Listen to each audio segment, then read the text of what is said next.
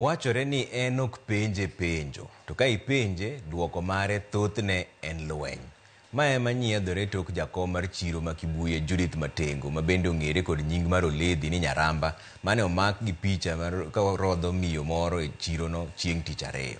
Nyaramba ok en wendo gi lweny kata rochruok mar kwe e chironi, ma bende kelo penjo ni Nyaramba ni to en ng'ama nade? Judith Omondi kelo picha mar Nyaramba kaka jopiny ong'eye. Jatend kweth jonjore matiyo gi gige lweny ma ok opuodhi ma wadendo gi dho wagunda ni crude weapons. Mano e Rambo ma Kibuye kikelo tugo to muomore kuomi ka kwach. Dhi dala koso ok dhi, Nyaramba bai. Mago Kisumu Cartels, Ramogi TV, mon chendo ma serious. Magi ok weche na, magi weche jopiny ma kuodho Nyaramba. Judith Matengo ma en jakom mar chiro ma Kibuye. Liet kod ripode maketo Nyaramba neno kaka miyo majafwere biro bang' picha menyo dhao manyo muochi e chiro ma Kibuye odiochieng' manyoro, kendo mane oneni e Nyaramba karodho miyo machielo kod luth, kendo chopo miya pat maliet kapok ong'anjo kod ludhe kodhi. Magi nyalo bedo weche ma ji wacho e mbui, kamoro inyalo wacho ni gima iwachi e mbui ok en adieri. Omiyo walimo Kisumu, watwak kod johala matiyo kod Nyaramba e chironi, okinyi nyaka odhiambo, odiochieng' kod odiochieng', kendo ma e duoko. Moke first time ma Nyaramba timo gimoro aila ni chiro. Nyaramba osebedo ka timo gini, wan osebedo ka wuok oko mondo min warakre kode.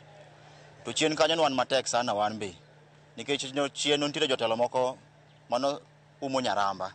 Mama ni nyocha ohewo ji, oketo ji mana gi PR. Timbe negi otimo maricho, to umo gi dhoge mamit. Wan johala waseneno malit.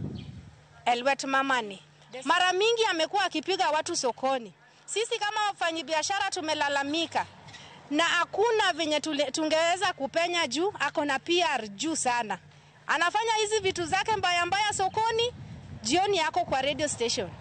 Anasafisha jina yake. Ma okeno kang' ma okuongo mar Ramogi TV menyo ripod Nyaramba, higani ripode mathoth, kochakore kod ripot mar laro kar minyaga mar chiro no, ne ochopie misawa mar weche manyien, laruok ewi cho mane omulo nying Nyaramba kama duong', ne oweyo ji ariyo ka owito ngimagi, apikni ne owang' ka ji mamoko bende ne ohinyore. Tie bwana moro mwalo kae, laro rege Nyaramba e chairmanship. Koro nyocha gise hijack cho, kikete jogegi. Ndalari adek mosekalo, nyocha Nyaramba ochako duogo gi joge. Cho e shida, onge gimoro amora e chiro, ka chiro to ne nigi kue, yawuoyi gore cho ji gore pile. Timbe mabende ose kod moko kuom jotelo kama oriwo jaod bura ma Suba North Milly Mabona, kaachiel kod jaod bura ma kaunti ma Kisumu Ruth Odinga. Ne ji makamoro ng'ado bura ni bedo ni doho dino ne Nyaramba kuom juma achiel, ji ma osekalie matek e lwete nyalo yudo resruok. Moko kuom jopiny koni ma okeno kang' ma okuongo ma Nyaramba itero e doho. E mbui mar jandiko e mbui Hesbon Migot, okelo lokruok e paro kendo mae kaka okete e mbui. The last time mane Nyaramba oteri e court, violence ne lich Kibuye. Madhano ne owito ngimagi. Nyaramba notere nyaka Kodiaga, but jotelo nogole, kendo kane gigole nochalo president.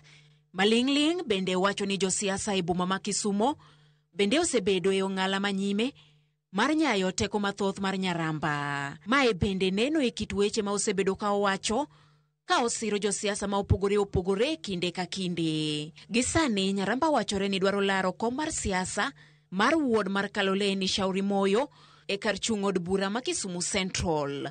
Kata bed ni jakom mar chiro ma Kibuye onego ti kuom higni 3, Nyaramba yande odhi e doho, ma yiero mane owinjo bag dwe mar 4 higa ma okalo, ne ong'ikore ma omede higa achiel mar tich. Kamano ne koto marwa ma Kisumu kuom chiwo justice ne johala ma Kibuye.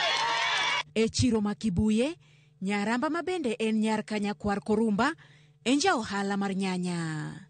Judith Omondi, Ramogi TV.